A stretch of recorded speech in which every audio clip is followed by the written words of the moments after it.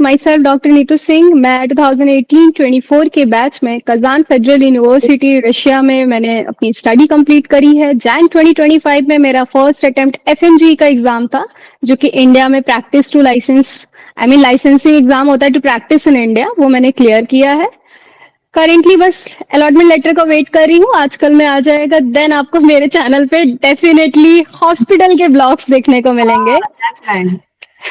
आज मैं बहुत ही स्पेशल टीचर के साथ यहाँ पे बैठी हुई हूँ। आप लोग डेफिनेटली मैम को पहले से ही जानते होंगे, बहुत सारे बच्चे जानते होंगे, क्योंकि मैंने मैम का नाम पहले भी बच्चों के मुंह से सुना है कि वो मैम से ऑनलाइन क्लासेस लेते हैं। So I welcome you here ma'am. आप Thank मैं चाहती हूँ कि आप अपना खुद इंट्रोडक्शन यहाँ पे दे बच्चों को। तो गाइस, मेरा नाम गरिमा गोयल है। मैं पिछले 12 साल से नीट यूजी कैटेगरी में बायोलॉजी पढ़ा रही हूँ। एंड मेरा एक ही मकसद है कि बच्चों को बिल्कुल अच्छी इंफॉर्मेशन मिले, अच्छा करियर मिले। हम ऐसी कम्युनिटी बनाएं जहाँ पे बच्चे अपने आप को अपने ऊपर ट्रस्ट रखे कि हाँ, we can do best in our lives. And इसके अलावा बहुत सारे बच्चे बायो पढ़ते हैं, बहुत अच्छा अच्छा रिजल्ट देते हैं, तो मेरा खून बढ़ता रहता है और मैं और यंग होती जाती हूँ एवरी ईयर। यस मैम, मैंने देखा है आपके डिस्क्रिप्शन वगैरह में आपने मतलब बहुत अच्छा ऑल इंडिया रैंक वगैरह भी पहले भी निकाले हुए हैं। So I was really happy कि देख के कि मैम ने मतलब बहुत अच्छा, एक तो मैम हमारी गोल्ड मेडलिस्ट है, हाँ। ऊपर से अच्छे अच्छे रैंक दे रही हैं। तो मैंने अपनी जो ग्रेजुएशन है दिल्ली यूनिवर्सिटी से किया, जुओलॉजी ऑनर्स रामजस कॉलेज से। फिर उसके बाद मैंने बीएचयू का एग्जाम दिया था, जिसमें मेरी ऑल इंडिया रैंक 3 आई थी। फिर I got into BHU masters programme. फिर वहां पे मैंने करके बहुत ही अच्छा प्रोजेक्ट मैंने बनाया था अपनी मछलियों पे। फिर मेरे को वहां पे ऑफ कोर्स गोल्ड मेडल मिला। उसके बाद मैंने बीएड भी किया। एंड मैं बहुत पहले से पढ़ा रही हूँ। पहले मैं पार्ट टाइम जॉब करती थी आकाश इंस्टीट्यूट में। फिर उसके बाद मैंने फुल टाइम ज्वाइन किया उन्हें साउथ एक्स ब्रांच में। फिर उसके बाद मैं एससीपी भी गई, करियर पॉइंट कोटा में, वहां भी पढ़ाया। फिर मैंने ऑनलाइन शिफ्ट किया वेदांतु एन अकेडमी, नाउ अड्डा 24/7। So this was my journey. I have changed a lot, but I think मैंने बहुत कुछ सीखा है बच्चों से हर जगह। मैम आप ये टीचिंग फील्ड का आपने मतलब कैसे सोचा था? पहले से कुछ ऐसा था कि मैं इसी फील्ड में जाऊंगी, या कैसा आपके माइंड में आया? मैंने हमेशा से सोचा था कि I wanted to be a teacher. और उसका ओके। रीजन ये है कि जब टीचर्स पढ़ाते थे ना स्कूल में, तो बड़ा कॉम्प्लेक्स लगता था मुझे। मतलब मेरा मैथ से इंटरेस्ट उठ गया था, जबकि I was a very good math student. तो हम्म। मुझे ऐसा लगता है कि टीचर का बहुत बड़ा रोल है to make a subject easy और टफ। अगर मेरी ओके। क्लास में कोई बच्चा है तो उसे लगना चाहिए कि बायो तो हलवा होती है यार। क्योंकि आई टुक 12 years टू सिंप्लीफाई बायोलॉजी। अब हम्म। अगर मेरी क्लास में आके 12 साल बाद में बच्चे को लग रहा है यार बायो तो बड़ी मुश्किल है, मेरे से याद नहीं हो रही, तो मुझे फिर लगता है कि फिर मैंने पढ़ाया क्या है। आई एम हियर टू या simplify things for you, not to make difficult for you. True ma'am. तो मैम मैं आपसे ये जानना चाहूंगी यहाँ पे कि अगर आपको, जैसे बहुत सारे मेरे चैनल पे बच्चे आते हैं नीड एस्पायरेंट, जो करेंटली या तो 10th में होते हैं या 11th में होते हैं या 12th में होते हैं, पहले तो उनके दिमाग में जो मुझे मैक्सिमम डाउट मिलता है कि मैम हमारे बैकलॉग्स बहुत है, तो कोई तरीका है जिससे हम बैकलॉग्स क्लियर कर सके? तो आप मैम उस पर क्या बोलना चाहोगे? बैकलॉग क्लियर करने, देखो बैकलॉग तब आता है, सबसे पहले तो ना इसकी वजह समझते हैं कि बैकलॉग होता क्यों है। या तो हम बीमार पड़ गए, क्लास छोड़ दी, या हम कहीं घूमने चले गए, हमारी क्लास छूट गई, या हमारा मन नहीं किया पढ़ने का इसलिए क्लास छूट गई। तो सबसे पहले थंब रूल है कि आप कंसिस्टेंट रहिए। एंड इन केस होता है कि आप कभी बीमार पड़ गया, कुछ इमरजेंसी में काम आ गया, तो I always say 80-20 rule. 80 is something, हर हफ्ते में आपको जो भी आपको प्रेजेंटली पढ़ाया जा रहा है वो तो आपको रिवाइज करना ही करना है। इसके अलावा 20% शुड बी योर बैकलॉग्स। या तो आप बैकलॉग क्लियर कीजिए या अपना बैक रिविजन कीजिए। हफ्ते के 2 दिन आपको पीछे के रिविजन के देने के चाहिए, और बाकी 5 दिन जब आपकी कोचिंग क्लासेस है वो डेडिकेटेड, वो 5 दिन उन्हीं दिनों के लिए होने चाहिए। तो इससे आपका क्या होता है, पीछे का भी फ्लो बना रहता है और आगे तो आप चल ही रहे हैं। मैम इस चीज को लेके ना बहुत ज्यादा बच्चे वो डाउट करते हैं कि पूरा मेरा 11th वेस्ट हो गया। ये मैंने काफी कॉमन सुना है, पूरा 11th वेस्ट हो गया दीदी, अब क्या मेरा नीट में सिलेक्शन होगा? अब 12th बोर्ड्स भी आ रहे हैं, नीट का एग्जाम भी आ रहा है, तो मैनेज कैसे करें इन चीजों पे?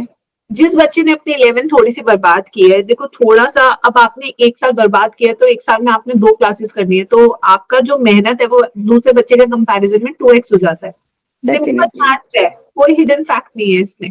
आपको 2x मेहनत करनी है। फिर भी मैं कहूंगी जो भी बच्चे बोर्ड्स भी दे रहे हैं, नीट भी कर रहे हैं, प्लीज पहले 12th कीजिए, आप 11th मत कीजिए। आप पहले 12th अच्छी कीजिए, अपने स्कूल में भी अच्छे मार्क्स लाइए, कोचिंग में भी अच्छे मार्क्स लाइए, उसके बाद आप 11th रिवाइज कीजिए।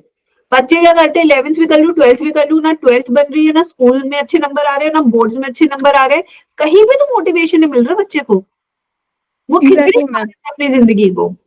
तो आप 3 से 4 महीने में आपका 12th का सिलेबस कंप्लीट हो जाता है, उसके बाद आप 11th पे जाइए, फिर आप रिवाइज कीजिए, बट अपने बोर्ड्स को भी इक्वल इंपॉर्टेंस दीजिए, क्योंकि सीयूईटी का एग्जाम भी है जिसमें सिर्फ 12th का सिलेबस आता है, उसमें 11th का आता ही नहीं है। तो और सीयूईटी भी एक इतना बड़ा एग्जाम है, अगर मैं डीयू की बात करूं तो वहां 80,000 सीटें हैं सिर्फ एक दिल्ली यूनिवर्सिटी में। तो कितना बच्चा वहां पे पढ़ता है, ऐसे बीएचयू में भी एडमिशन सीयूईटी के थ्रू होता है। तो आप ऑप्शंस, जो बच्चा पढ़ चुका है वो हर एग्जाम क्रैक कर देगा, आपको वैसा बनना है। मैम आप सीयूईटी का कुछ बताना चाहेंगी? मुझे उसका उतना आइडिया नहीं है, बच्चे मेरे से पूछते हैं इस एग्जाम के रिगार्डिंग। सीयूईटी बहुत ही इंटरेस्टिंग एग्जाम है जो पिछले 3 साल से इंडिया में हो रहा है। This is for all the central universities of India. तो सेंट्रल यूनिवर्सिटीज में जैसे आपकी एएमयू आ गई, बीएचयू आ गई, आपकी दिल्ली यूनिवर्सिटी आ गई, ये तो मैं 3 एग्जाम्पल बता रही हूँ, जेएनयू भी आ गई, बहुत सी यूनिवर्सिटीज है इसके अंदर। तो ये कॉमन एंट्रेंस टेस्ट होता है जिसमें आपको 3 डोमेन लेने होते हैं। 3 डोमेन का मतलब होता है 3 सब्जेक्ट जो आपके क्लास 12th के होते हैं। If I am from commerce, I might choose maths, economics, या जो भी सब्जेक्ट होता है अकाउंट्स।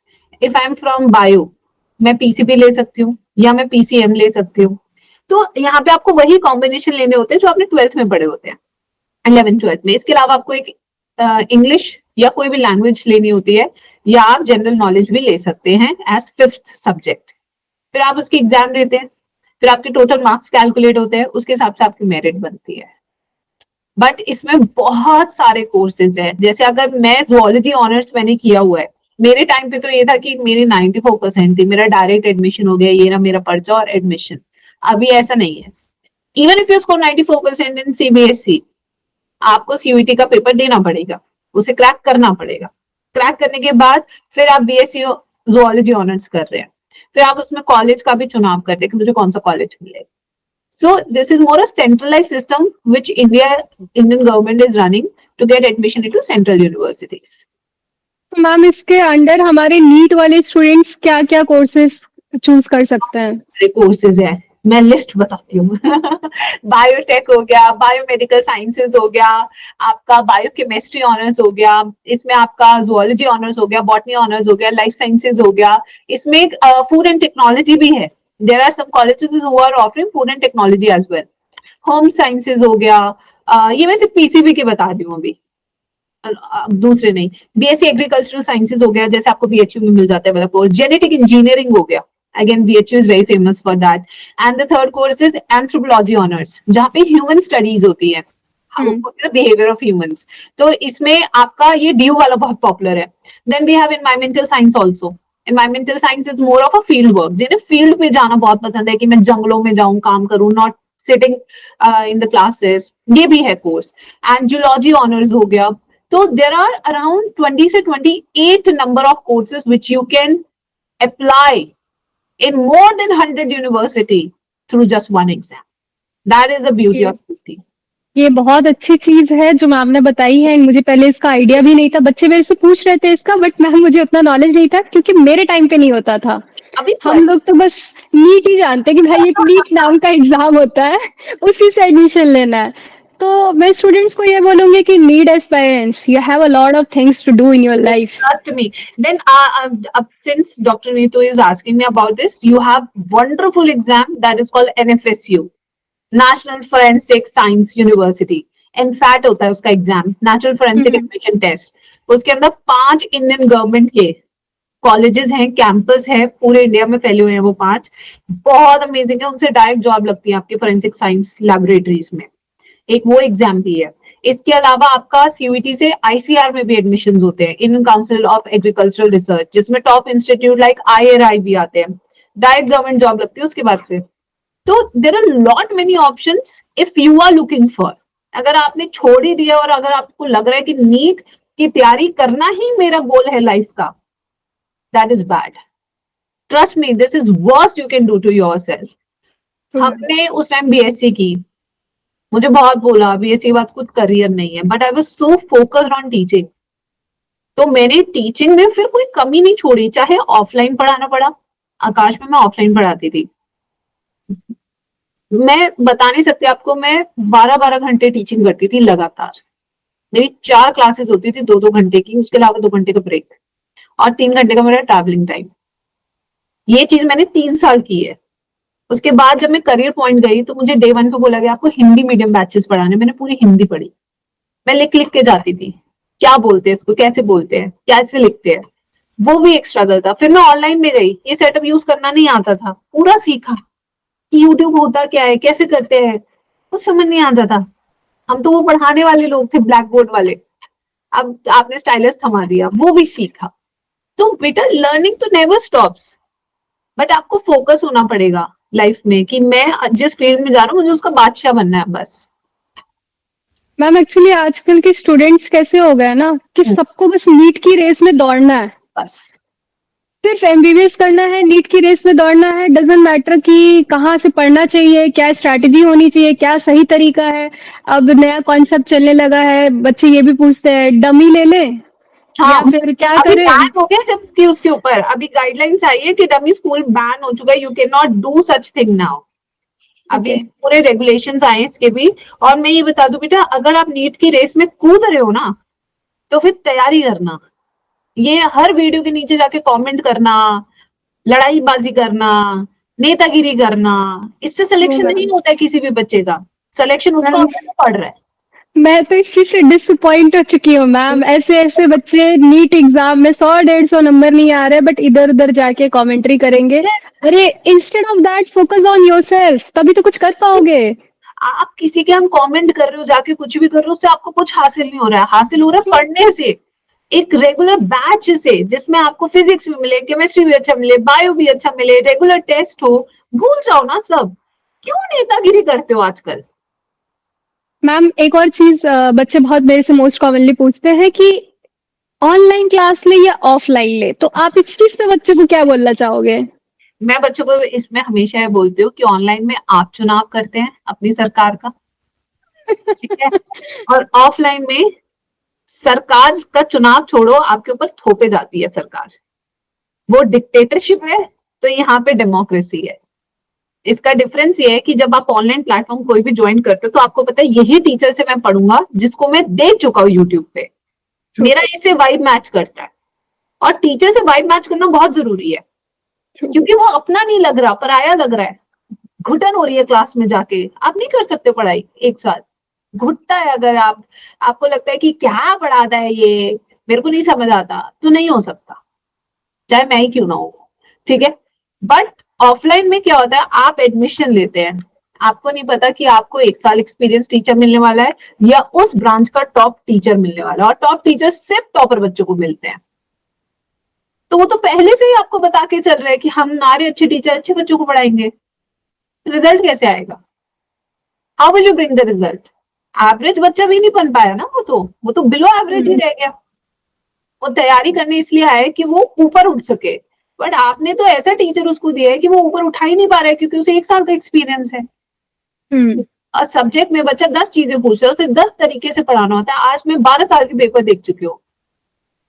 आई कैन टेल कि क्वेश्चन कैसा है, किस लेवल का क्वेश्चन है, देख के बता सकते हैं हम. बट जिसने एक भी अभी तक नीट का पेपर ही नहीं देखा, एक साइकिल नहीं निकाला, वो कैसे बताएगा कि कहाँ से किस लाइन से सवाल आता है, वो नहीं बता सकता. तो मैं सिंपल सी बात कहती हूँ, ऑनलाइन में सरकार तुम्हारी है, ऑफलाइन में तुम्हें सरकार मिलेगी बना के. बस ये डिफरेंस है, अब तुम्हारे ऊपर है, तुम्हें जो सही लगता है आप कर सकते हैं इसके बाद. एंड एक और मुझे काफी रिसेंटली मोस्ट कॉमन ये भी चीज सुनने को मिली मीडियम को लेके मैम कि क्या हिंदी मीडियम वाले बच्चे नीट एग्जाम निकाल सकते हैं. ये भी बहुत कंसर्न आता है. मेरे तो निकाल चुके हैं. मैं कोटा में मैंने बताया कि हिंदी मीडियम में है, वहां पे डेडिकेटेड हिंदी मीडियम बैचेस निकलते हैं. हिंदी मीडियम वालों के साथ छोटी सी प्रॉब्लम आती है, वो है लैंग्वेज बैरियर, क्योंकि आपकी सारी अंग्रेजी में बुक्स है. इवन जब आप डॉक्टर मतलब एमबीबीएस क्लियर कर लेंगे, आपको जीएमसी भी अलॉट हो गया, तभी बेटा अंग्रेजी तो सीखनी पड़ेगी. मत भागो इससे, मत भागो. भागने का कोई फायदा ही नहीं है इस चीज से। ये चीज तो मैंने भी बच्चों को बोला है, आप कहीं से भी पढ़ लो, एग्जाम निकले नहीं निकले what ever it will be, college कोई ऐसा हमारे इंडिया में ही नहीं है जहाँ पे आपको हिंदी में पढ़ा रहे हो। ना कहीं मैंने नहीं सुना है ma'am. Doctors, I have seen doctors जो बहुत अच्छे रेप्यूटेड डॉक्टर्स है, they don't even speak in Hindi, they speak in English only, और वो ना आपको सीधे बोलेंगे नहीं समझ में आ रहा, जा कर ले, खुद पड़ गया। मतलब they will not entertain you. वो डॉक्टर्स हैं भाई, आपकी क्लास ले रहे हो, उसके बाद उनके पास 36,000 काम और होते हैं। हम्म। तो इसलिए ये रियलिटी चेक जितना आपको जल्दी मिल जाए कि इसका कोई भी शॉर्टकट नहीं है, आपको वो फेस करना ही पड़ेगा इंग्लिश मीडियम को। तो एक ऐसे बच्चों को मैम आप क्या रिकमेंड करना चाहोगे कि वो क्या करे जिससे उनके थोड़ा प्रॉब्लम कम हो जाए? बच्चे क्या करते थे करियर पॉइंट में, जितना मैंने देखा है, वो जो टीचर हिंदी में पढ़ा रहा होता था ना, मैं ऐसे पढ़ाती थी, जब मैं हिंदी लिखती थी तो मैं साथ में अंग्रेजी भी लिखती थी। मतलब जो वर्ड्स होते थे जैसे सार्कोमीनर, जैसे पेशियां, पेशिया इज मसल, तो ऐसे पढ़ना चाहिए इंग्लिश में, not going exactly into Hindi language. Upgrade करो अपने आप को, ये बहुत जरूरी होता है। जैसे रिब्स हैं, पसलियां, हाँ तो आप लिखते हो संरचना, स्ट्रक्चर, तो आप अगर हेडिंग हेडिंग में लिख दोगे ना, तो एक टाइम ऐसा आएगा कि बच्चा समझने लगेगा कुछ कुछ चीजें। तो यहाँ पे टीचर को एफर्ट लगाना पड़ता है थोड़ा, बच्चे को उस हिंदी से इंग्लिश मीडियम में लाने में, ये टीचर की भी मेहनत है थोड़ी सी। तो ऐसा कहीं टीचर को मेहनत अवेलेबल है मैम? मैं अभी हिंदी मीडियम टीचर्स को इतना नहीं जानती हूँ, मैं तो आजकल हिंदी मीडियम बिल्कुल भी नहीं पढ़ा पाती, क्योंकि मेरे पास टाइम ही नहीं होता है। मतलब अपने बैचेस 2 चल जाते हैं, फिर उसके बाद काफी सारा काम रहता है, तो मैं आजकल नहीं लेती हूँ बैचेस। बट बच्चे मैंने देखा है कि कुछ ऐसी कोचिंग है जो हिंदी मीडियम है, उसमें है ऐसे? हाँ मैंने देखा है। जैसे सीपी मैंने बताया, वहां पे बैचेस थे ऐसे, मुझे लगता है कोटा में और कोचिंग में भी हो सकते हैं बैचेस। ओके। एंड मैम इसके अलावा मैं ये जानना चाहूंगी कि क्या 12th के परसेंटेज मैटर करते हैं कि आपका आगे नीट निकलेगा या नहीं? आपको क्या लगता है, आप एज अ टीचर बेटर बता पाओगे? मेरे पास अभी स्टूडेंट आया था एक, कुछ मतलब 2-3 दिन पुरानी बात होगी, जब नीट का रिजल्ट आया, उसका 52% था 12th में। आज उसकी रैंक 2907 है, जिस साल सबसे टफेस्ट पेपर आया, और उसने ड्रॉप नहीं ली है, ही हैजंट टेकन ड्रॉप। अभी आया उसका रिजल्ट, और अभी नीट का रिजल्ट 2907 रैंक। अब आप बताओ, फर्क नहीं पड़ता है कितना आपका आ रहा है स्कोर, ये मैं कहूंगी इट इज जस्ट मोटिवेशन। जब आप लाइफ में हर चीज एक एक कहते हैं ना, सीढ़ी चढ़ने से मोटिवेशन मिलता है, ये मोटिवेशन होता है कि you are on the right track. हर कोई इतना किस्मत वाला नहीं होता कि सब में फेल हो गया बट एक में निकल गया, नहीं। Every thing is a motivation. अगर आपके मॉक टेस्ट में अच्छे नंबर आ रहे हैं, तो आप जिस कॉन्फिडेंस से नीट में जाने वाले हैं ना, वो अलग ही होने वाला है। यू नो कि you are scoring almost 700 marks in mock test, कुछ नहीं तो 650 लाके जीएमसी तो ले ही लूंगा, ये तो कॉन्फिडेंस है ही है तुम्हारे पास, हाथ में है ये तुम्हारे। बट जो बच्चा मॉक टेस्ट में 300 ला रहा है, वो ये सोचे कि मेरे 700 हाथ में है, वो कभी नहीं आएगा उसके पास। तो कई बार आप अपने कॉन्फिडेंस के लिए, मोटिवेशन के लिए, सिचुएशन को फेस करने के लिए ये सब करते हो। तो मैं ये बोल सकती हूँ कि हमारे 12th के मार्क्स हमारा नीट का, या फिर अगर हम बाहर भी पढ़कर आ रहे हैं तो जो हम एफएमजी का भी एग्जाम देते हैं, कोई आपस में कनेक्टेड नहीं है। कुछ नहीं, कुछ नहीं। पहले 12th के मार्क्स की वैल्यू इसलिए होती थी क्योंकि आपको एडमिशन डायरेक्ट मिलते थे यूनिवर्सिटीज में, अभी सीयूईटी आ गया। बट पढ़ना तो है ही, सीयूईटी भी नहीं क्लियर कर पाओगे, नीट भी नहीं कर पाओगे फिर तो, अगर आप बिल्कुल इग्नोर कर रहे हो अपनी पढ़ाई। नॉलेज वही है मैम, सिलेबस वही है, चीजें वही है, अलग अलग नाम के एग्जाम हो रहे हैं, तो ये एडवांटेज मिल रहा है बच्चों को। और गवर्नमेंट ने बहुत अच्छा सेंट्रलाइज कर दिया है कि अगर मैं 11th-12th पढ़ रहा हूँ तो एनएफएसयू का सेम है सिलेबस, मैं आपको बताती हूँ। सीयूईटी का है, सीयूईटी में तो क्लास सिर्फ 12th है, 11th है ही नहीं। एडवांटेज। नर्सिंग के कितने सारे एग्जाम्स है, एम्स नर्सिंग, एम्स पैरामेडिकल, ठीक है, इन सब में भी 11th-12th आता पूरा। फिर उसके बाद आपका सीयूईटी, चलो ये तो कवर, नीट में 11th-12th आता है आपका। इसके अलावा फार्मेसी की भी अलग अलग एग्जाम है, जैसे डिप्साल का हो गया, उसमें भी आपका 11th-12th आता है। तो one syllabus and you have options like 10 to 12। अभी मैं और भी गिनवा सकती हूँ, बट मैं ऐसे बता रही हूँ कि इतने सारे exams you can appear for. ये तो बहुत ही अच्छा सिस्टम है। हम लोग सोचते हैं कि हमारी इंडियन गवर्नमेंट हमारे लिए कर क्या रही है, इतनी सारी चीजें तो कर दी है, और क्या करे। बहुत स्टैंडर्डाइज कर चुकी है भाई, अब तो बहुत स्टैंडर्डाइज, वही एनसीईआरटी ही है जिसका बोलबाला हर जगह है। इवन यूपीएससी भी एनसीईआरटी से ही क्लियर होता है, वो भी एनसीईआरटी पढ़ रहे होते हैं यूपीएससी मैम, वाले। हमारे टाइम पे नहीं था ma'am. We were not that lucky. आपने तो बेटा बहुत मेहनत की है, मतलब एफएमजी क्लियर करना। अभी तक पता है मैंने किसी एफएमजी क्लियर करने वाले से बात नहीं की थी। I have never interacted with any student who has done FMG in the first attempt. आपसे बात करने के बाद लगा है कि हाँ बच्चों को ओवरसीज रिकमेंड किया जा सकता है, वरना मैं नहीं कर रही थी अभी तक। अभी तक मैं कह रही थी भाई देख ले एफएमजी का एग्जाम है, मुझे लग रहा था बहुत टफ होता है, बट आपसे बात करने के बाद पता लगा कि पढ़ना तो पड़ेगा। मैम बहुत बेसिक एग्जाम होता है, 150 मार्क्स लाना out of 300, no negative marking, no ranking, कोई रेस नहीं चल रही है। आपकी नीट यूजी से भी ज्यादा इजी आता है, आपको सिर्फ 150 स्कोर करना है। डेफिनेटली जैसे आपके नीट में होता है, हाँ मीडियम लेवल के क्वेश्चन होते हैं, टफ होते हैं, कुछ इजी होते हैं, सेम एफएमजी में होता है। बट अगर मैं इजी मॉडरेट वाला चेक करूं तो 150 कहीं नहीं जा रहे मैम, इजीली बच्चा ला सकता है अगर बच्चा थोड़ा भी सिंसियर होके पढ़ रहा है। जो मैंने आपको पॉइंट मेंशन करा था कि मैम लाइफस्टाइल में बच्चे ज्यादा बह जाते हैं, वहां थोड़ा सा प्रॉब्लम आता है। बट अगर आप इंजॉय भी कर रहे हैं, मैम मैंने भी इंजॉय करा है। मैं मेरी सोशल लाइफ बहुत अच्छी रही है। मैं यूट्यूब वीडियोस वगैरह भी बनाती हूँ, मैं इंस्टा पे भी मेरा चलता रहता है वीडियो वगैरह बनाना, मेरी हॉबीज की वजह से। इट्स नॉट लाइक कि मैंने स्टार्टिंग से जानकारी देने के लिए चीजें करी थी। It was a part of my hobby. तो मैंने हॉबीज की वजह से ये चीजें रखा था कि चलो फ्रेंड्स के साथ घूमना है, वीडियोस बनाना है, ये करना है, वो करना है। बट जब मेरे एग्जाम्स होते थे, टेस्ट होता था, मैं कभी क्लासेस नहीं छोड़ती थी अपनी हॉबीज की वजह से। तो वो मेरा साइड बाय साइड ऐसा था कि पढ़ना भी है, इंजॉय भी करना है। ये चीज बार बार नहीं आती है, ये फेस बार बार नहीं आएगा। ट्रू। बहुत मतलब मुझे तो आपसे बात करके वैसे बहुत अच्छा लगा। नहीं तो मेरे को तो कोई भी सेम हियर मैम। तो कॉल करूंगी। Okay ma'am, no issues. Last question ma'am, आप जाते जाते नीड एस्पायरेंट्स को क्या मैसेज देना चाहोगे as a teacher? NEET aspirants को यही बोलूंगी बेटा सीरियस हो जाओ, उसके बिना कुछ नहीं हो सकता। आप अपने सेट ऑफ टीचर्स चूज कीजिए और लग जाइए बस। कुछ भी मुश्किल नहीं है इफ यू डिसाइड कि दिस इज माय एग्जाम। ये आज नहीं, ये आपको आगे भी करना पड़ेगा। आपका एमडी का एग्जाम होगा, वहां पे भी मेहनत है, वहां तो और कम सीटें हो जाती है। ट्रू। हाँ, तो ये तो चलता रहेगा। लाइफ की परीक्षाएं कभी खत्म नहीं होगी। ये जिंदगी बनाई भगवान ने इसलिए कि परीक्षा दो, पास करो, फेल हुए तो रो, फिर आगे बढ़ो। लर्निंग करना ही पड़ेगा। आज तक हम भी आज तक कर रहे हैं। आज मैं क्यों काम करूं, मेरी तो जॉब भी है, सब कुछ है, करना पड़ता है काम, अच्छा लगता है, पैशन है। तो इसलिए लग जाओ बस, कमर तोड़ मेहनत कर ही दो। अब क्लियर करना ही है, बस ये सोच के चलो। Thank you so much ma'am कि आप मेरे चैनल पे है और मेरे बच्चों को, ये जो भी मुझे फॉलो करते हैं, उन्हें आपने बहुत ही वैल्यूएबल इन्फॉर्मेशन दी। जो मुझे आइडिया नहीं था वो चीजें आपने बताई। तो अब जो भी मेरे यूट्यूब में मेरे से जुड़े हुए हैं स्टूडेंट्स, उनको नंबर ऑफ ऑप्शंस पता चलेंगे, उनके लिए एटलीस्ट ये क्लैरिटी आएगी। It's not about just cracking NEET, I mean just for MBBS only. भाई बहुत सारी चीजें हैं, एक्सप्लोर करो कि तुम्हें किस में इंटरेस्ट है, वो चीजें करो। बार बार ईयर ड्रॉप लेना is not a wise decision at all.